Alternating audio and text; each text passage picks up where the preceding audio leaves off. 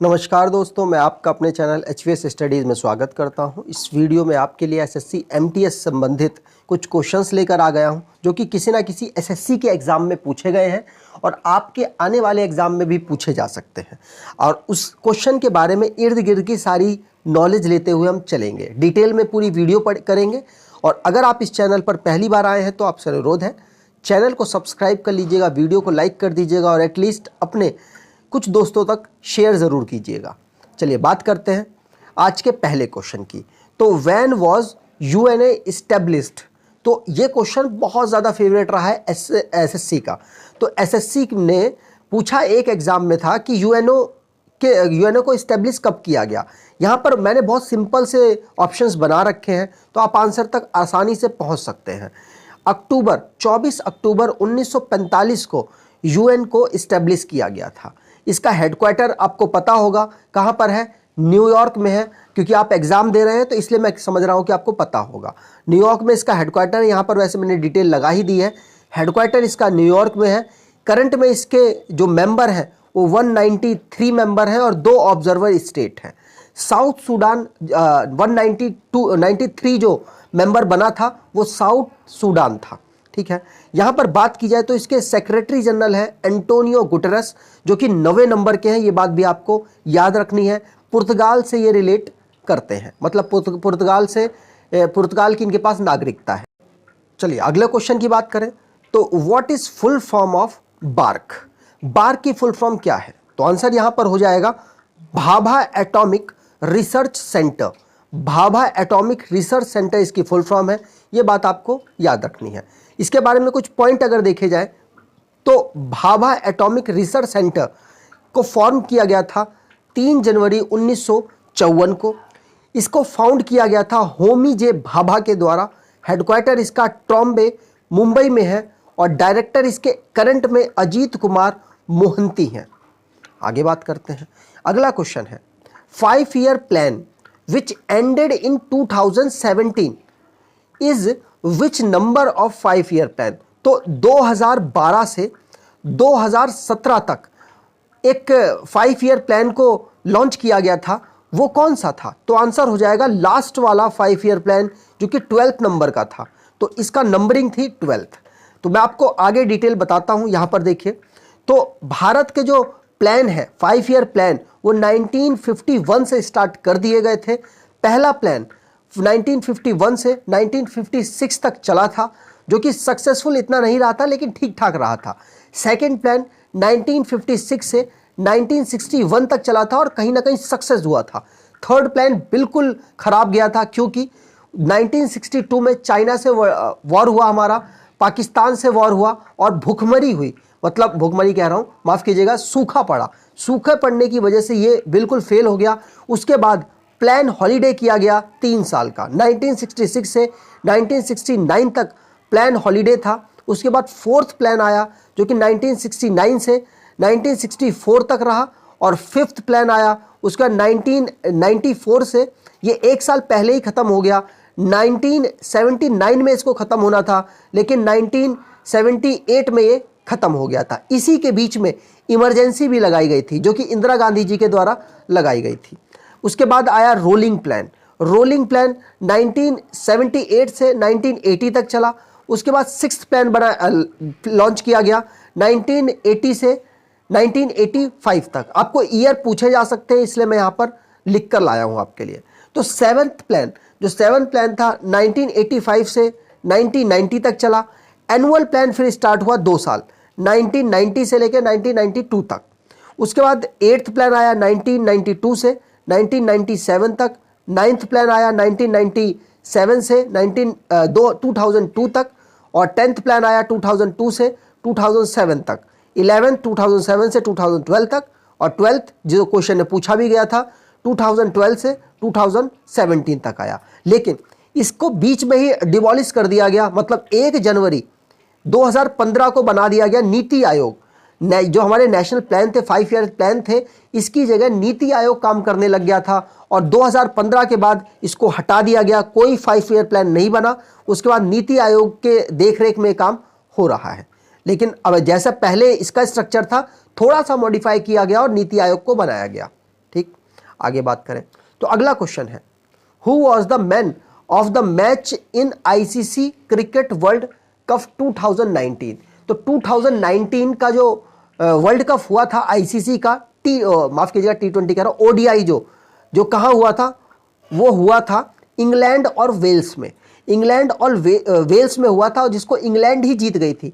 England अपने पूरे जीवन काल में, जब से वर्ल्ड कप हो रहे हैं, पहली बार इंग्लैंड ओडीआई का वर्ल्ड कप जीती है। कब जीती है? 2019 में ही जीती है। ठीक है, तो इनको मैन ऑफ द मैच किसको दिया गया था? तो मैन ऑफ द मैच दिया गया था, जो वर्ल्ड कप का मैच था उसमें, बेन स्टोक को। इन्होंने अच्छी खासी बल्लेबाजी और गेंदबाजी दोनों करते हैं, ऑलराउंडर है, तो इनको ये मिला था, और इंग्लैंड के ही ये प्लेयर है। मैं आपको बता दूं, उस साल में सबसे ज्यादा रन बनाने वाले तो रोहित शर्मा थे, लेकिन मैन ऑफ द मैच जो वर्ल्ड कप का था वो मिला था बेन स्टोक को। वो जो वर्ल्ड कप का मैच था वो इंग्लैंड और न्यूजीलैंड के बीच में खेला गया था। न्यूजीलैंड उपविजेता है, आपसे पूछे जा सकते हैं। सबसे ज्यादा बार वर्ल्ड कप कौन जीता है, ये भी आपसे क्वेश्चन पूछा जा सकता है। तो सबसे ज्यादा वर्ल्ड कप जीतने वाली टीम रही है ऑस्ट्रेलिया, ये बात आपको याद रखनी है। सबसे ज्यादा बार मतलब 5 बार ये वर्ल्ड कप जीत चुके हैं। आपसे ये क्वेश्चन भी बन सकता है, सबसे ज्यादा बार होस्ट करने वाली टीम कौन है, मतलब होस्ट करने वाली कंट्री कौन है? तो आंसर हो जाएगा इंग्लैंड। इंग्लैंड वर्ल्ड कप को सबसे ज्यादा बार होस्ट कर चुकी है। कितनी बार कर चुकी है? टोटल 5 बार ये वर्ल्ड कप को होस्ट कर चुकी है। ठीक है, चलिए आगे बात करें तो अगला क्वेश्चन है, who one maximum number of French open tournament. तो आपको पता होगा फ्रेंच के जो उस्ताद हैं, मतलब बहुत बेहतरीन परफॉर्मेंस रहता है उनका। फ्रेंच जो ओपन टूर्नामेंट है, इस साल हार गए हैं, 2021 में वो हार गए हैं, लेकिन हर साल ऑलमोस्ट वही जीतते हैं। उनका नाम है राफेल नडाल। सबसे ज्यादा बार फ्रेंच ओपन टूर्नामेंट को ये जीते हैं, जो कि होता कहां पे है? तो मिट्टी पर होता है, क्ले पर इसको ऑर्गेनाइज कराया जाता है। अब मैंने नीचे ऑप्शन लिखा हुआ है नोवाक जोकोविच, जो कि सबसे ज्यादा ऑस्ट्रेलियन ओपन जीतने वाले प्लेयर हैं। उसके बाद रॉजर फेडरर लिखा हुआ है, ये कौन है? सबसे ज्यादा विंबलडन जीतने वाले ये प्लेयर हैं। और सेरेना विलियम्स, जो कि महिलाओं में सबसे ज्यादा ग्रैंड स्लैम जीतने वाली ये प्लेयर है। ठीक है, चलिए यहां पर आप देख सकते हैं, जो ऑस्ट्रेलियन ओपन होता है वो किस में होता है? हार्ड पिच पे होता है। पहले वो ग्रास पे होता था, लेकिन फिर हार्ड पर उसको कराया जाने लग गया। जो फ्रेंच ओपन है वो मिट्टी पर होता है, क्ले पर होता है, और विंबलडन जो कि ग्रास पे होता है, और यूएस ओपन इस समय पर हार्ड पे होता है, लेकिन पहले 2 बार एक्सपेरिमेंट किए गए थे दूसरी तरीके की पिच पर। ठीक है, चलिए तो यहां पर आगे बात करते हैं। अगला क्वेश्चन है, in 1911 Nobel prize was given to madam Curie in which field. तो नोबेल प्राइज अभी आपको पता है 2021 का भी नोबेल प्राइज अनाउंस कर दिए गए हैं। 10 दिसंबर को इसको प्रोवाइड, मतलब जो विजेता है उनको प्रोवाइड कराए जाएंगे। अब नोबेल प्राइज से तो क्वेश्चन बन सकता है, मैंने एक वीडियो भी प्रोवाइड करा दी है चैनल पर, आप वहां जाकर देख सकते हैं, सारे इंपॉर्टेंट पॉइंट कवर कर दिए हैं। और यहां पर क्वेश्चन ये मैंने बनाया है कि मैडम क्यूरी को 1911 में 1911 में किस क्षेत्र में उनको नोबेल प्राइज दिया गया है। तो मैं आपको बता दूं, मैडम क्यूरी वो पर्सन है, वो महिला है जो कि दो बार नोबेल प्राइज जीती हैं। तो 2 बार नोबेल प्राइज जीती हैं। कब कब जीती हैं? 1903 में एक बार जीती थी, और 1911 में जीती थी। तो 1903 में तो फिजिक्स में जीती थी, लेकिन 1911 में नोबेल प्राइज जो उनको मिला था वो केमिस्ट्री के क्षेत्र में मिला था। ठीक है, तो इसका आंसर हो जाएगा सी ऑप्शन। आगे बात करते हैं। अगला क्वेश्चन है, retinol is founded in which vitamin. तो रेटिनॉल का मतलब साइंटिफिक नाम आपसे पूछ रहा है, ये आपको बताना है। तो आंसर हो जाएगा, ये विटामिन ए का साइंटिफिक नाम है और यही कहा जाता है। ठीक है, यहां पर मैंने बाकी सारे नाम भी लिख दिए, जैसे विटामिन ए को तो हम रेटिनॉल कहते हैं। विटामिन B1 मतलब बी के बहुत सारे पार्ट हैं, तो B1 को कहा जाता है थायमीन, B2 को राइबोफ्लेविन, B3 को नियासिन, B6 को पाइडॉक्सिन, और B9 को फॉलिक एसिड, और B12 को कोबैलेमिन।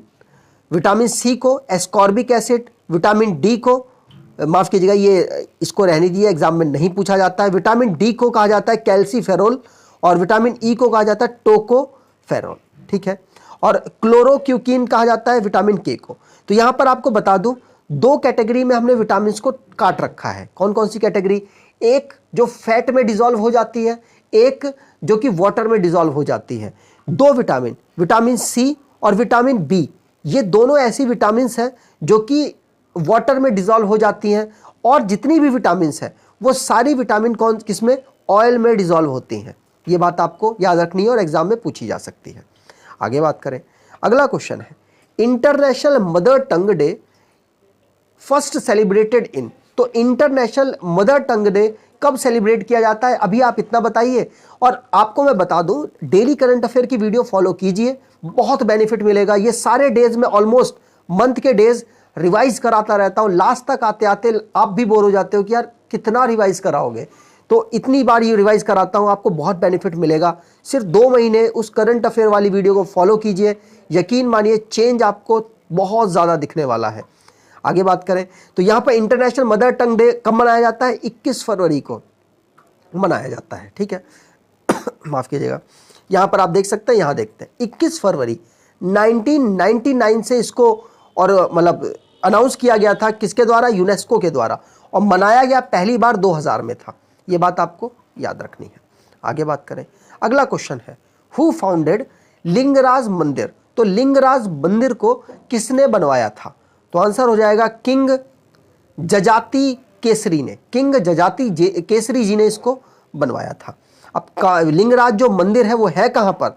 तो उड़ीसा की राजधानी भुवनेश्वर, वहाँ पर ये लोकेटेड है, और किंग जजाति केसरी ने इसको बनवाया था 11वीं सेंचुरी में।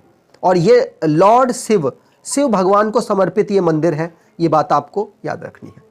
आगे बात करें, अगला क्वेश्चन है which Indian state ranked the top among business startup. तो बिजनेस स्टार्टअप के लिए कौन सा भारत का राज्य टॉप पर है? तो आंसर यहां पर हो जाएगा गुजरात राज्य। भारत का ऐसा राज्य है जो कि टॉप पर है स्टार्टअप, बिजनेस को स्टार्ट करने वाली जो रैंकिंग है उसमें, ठीक है। गुजरात के तुरंत बाद आता है कर्नाटका और केरला। कर्नाटका और केरला का नंबर 2nd और 3rd है। यहां पर बात की जाए अगले क्वेश्चन की, which is longest express way of India. India का लॉन्गेस्ट एक्सप्रेस वे कौन सा है? पूछा जा सकता है एग्जाम में। तो आंसर यहां पर हो जाएगा आगरा और लखनऊ, जो कि उत्तर प्रदेश में है। आपको पता भी होगा लखनऊ उत्तर प्रदेश की कैपिटल है, और लखनऊ ऐसी राजधानी, ऐसी उत्तर प्रदेश की जगह है जो कि गोमती नदी के किनारे है। आपसे बहुत बार एग्जाम में पूछा गया है। और आगरा कहां पर है? तो यमुना नदी के किनारे आगरा बसा हुआ है। आगे बात करें तो अगला क्वेश्चन है क्विट इंडिया मूवमेंट। ये गांधी जी से कहीं ना कहीं रिलेटेड है, तो आपसे गांधी जी से रिलेटेड कुछ भी पॉइंट पूछे जा सकते हैं, आपको सब पता होने चाहिए। तो गांधी जी से related Indian quit India movement है, जो कि 1942 में स्टार्ट किया गया था, अगस्त के महीने में, ठीक है। इसी मूवमेंट में गांधी जी ने करो और मरो का नारा दिया था, और ये बात भी आपको याद रखनी है। पहला ऑप्शन है 1930। तो इस ईयर में गांधी जी ने नमक तोड़ो आंदोलन चलाया था, मतलब नमक का जो कानून था उसको तोड़ दिया था। और 1915 में गांधी जी साउथ अफ्रीका से इंडिया आए थे, ये बात भी आपको ध्यान रखनी है। और 1917 में गांधी जी ने पहला अपना सत्याग्रह का एक्सपेरिमेंट किया था इंडिया में। कौन सा था? चंपारण सत्याग्रह, जहां पर किसानों के लिए नील की खेती वो किया करते थे, और नील की खेती जबरदस्ती उनसे करवाई जाती थी। उसके खिलाफ उन्होंने मूवमेंट सत्याग्रह आंदोलन चलाया था, ठीक है। आगे बात करें, अगला क्वेश्चन है who designed the Indian rupee symbol. पूछा जा सकता है क्योंकि अभी रिसेंटली एग्जाम में ही पूछा गया है। तो आंसर यहां पर हो जाएगा डी उदय कुमार। इन्होंने रुपए सिंबल को डिजाइन किया था, और भारत सरकार ने 2010 में इसको एक्सेप्ट कर लिया था, मतलब लॉन्च कर दिया था, ठीक है। चलिए यहां पर आप देख सकते हैं 15 जुलाई 2010 को भारत सरकार ने इस सिंबल को एक्सेप्ट किया, और उदय कुमार धर्मलिंगम इन्होंने इसको डिजाइन किया था। आगे बात करें तो अगला क्वेश्चन है, अभी आईपीएल खत्म हुआ है तो एग्जाम में पूछा जा सकता है, इसलिए मैंने वहां पर क्वेश्चन ले लिया है। क्वेश्चन वैसे आया था 13th आईपीएल पर्पल कैप किसको मिली है, जो अभी रिसेंट एग्जाम हुआ है, लेकिन मैंने 14 यहां पर कर दिया है। तो 14th आईपीएल पर्पल कैप किसको मिली है? तो जो इस साल हुआ है 2021 में, उसकी बात यहां पर की जा रही है। वो कौन सा संस्करण है? 14वां संस्करण है, जिसमें हर्षल पटेल जो कि सबसे ज़्यादा विकेट निकाल के दी है आरसीबी की टीम से खेलते थे, रॉयल चैलेंजर्स बेंगलोर, जिसके विराट कोहली कैप्टन है और अब उन्होंने कैप्टनसी छोड़ने की अनाउंसमेंट भी कर दी है कि मतलब वो इस आईपीएल के बाद कैप्टनसी छोड़ देंगे। तो आरसीबी के जो कैप्टन विराट कोहली हैं उनके लिए खेलते थे और सबसे ज़्यादा विकेट प्राप्त इन्होंने किए हैं, इसलिए इनको पर्पल कैप दिया गया है। अब नीचे लिखे हुए हैं ऋतुराज, जो कि ऋतुराज गायकवाड़, जो कि चेन्नई सुपर किंग की तरफ से खेल रहे थे और सबसे ज़्यादा रन इन्होंने बनाए हैं और 14वें में इनको ऑरेंज कैप मिल गया है। 14वां जो आईपीएल का संस्करण है वहां पर इनको कौन सा ऑरेंज कैप मिली है। इयॉन मॉर्गन यहां पर लिखे हुए हैं। तो ये जो उपविजेता टीम है केकेआर, जो शाहरुख खान की टीम है, उसके कैप्टन थे। आप दिनेश कार्तिक मत ढूंढना, दिनेश कार्तिक पहले थे, अब इयॉन मॉर्गन थे, जो कि केकेआर को फाइनल तक लेकर आए और लेकिन चेन्नई ने उनको हरा दिया। इस साल की विजेता कौन है? सीएसके चेन्नई, धोनी की टीम इस साल की विजेता है, ये बात भी आपको याद रखनी है। टोटल इस साल 8 टीमों ने पार्टिसिपेट किया था, लेकिन नेक्स्ट ईयर 2022 में जो आईपीएल ऑर्गेनाइज कराया जाएगा उसमें 10 टीमें पार्टिसिपेट करने वाली हैं। ठीक है, चलिए। और इसको ऑर्गेनाइज कौन कराता है? बीसीसीआई के द्वारा इसको ऑर्गेनाइज कराया जाता है, जिसके सेक्रेटरी हैं जय शाह और उसके चेयरमैन है, अध्यक्ष है कौन? सौरव गांगुली है। उसके हेडक्वार्टर मतलब बीसीसीआई का हेडक्वार्टर मुंबई में है। आगे बात करें तो यहां पर मैंने लगा दी है जो विजेता लिस्ट है। पहली विजेता राजस्थान रॉयल है, चेन्नई सुपर किंग को ही हराकर वो जीते थे और 2021 के चेन्नई सुपर किंग है। सबसे ज़्यादा बार मुंबई इंडियंस जीती है। मुंबई इंडियंस आप देख सकते हैं 2013 में, 2015 में, 2017 में और 2019 में, 20 में, ये 5 बार जीती हैं। चेन्नई 4 बार जीती है, ये बात भी आपको याद रखनी है। दोनों टीमें काफ़ी सक्सेसफुल टीम हैं। आगे बात करें सोडियम बाइकार्बोनेट, जिसका फॉर्मूला है NHCO3 कॉमनली नॉन एज, तो आंसर इसका हो जाएगा, इसको कहते हैं बेकिंग सोडा, खाने वाला सोडा इसको कहा जाता है। अगर आपसे वॉशिंग सोडा का फॉर्मूला पूछा जाए तो उसका होता है Na2CO3, मतलब सोडियम कार्बोनेट। ठीक है, और ब्लीचिंग का अगर आपसे पूछा जाए तो इसका फॉर्मूला होगा CaOCl2, ये आपसे एग्जाम में पूछा जा सकता है। ठीक, चलिए आगे बात करें। और यहाँ पर टेबल सॉल्ट भी लिखा है, तो इसका फॉर्मूला होता है NaCl। आपको सब कुछ पता होना चाहिए, सारे ऑप्शन को आप डिटेल में पढ़ते रहिए। अगर आपको ये वीडियो अच्छी लगी है तो आपसे अनुरोध है चैनल को सब्सक्राइब कर लीजिएगा और कम से कम 10 से 20 लोगों को आप शेयर करेंगे, ऐसी आपसे उम्मीद करता हूँ। धन्यवाद।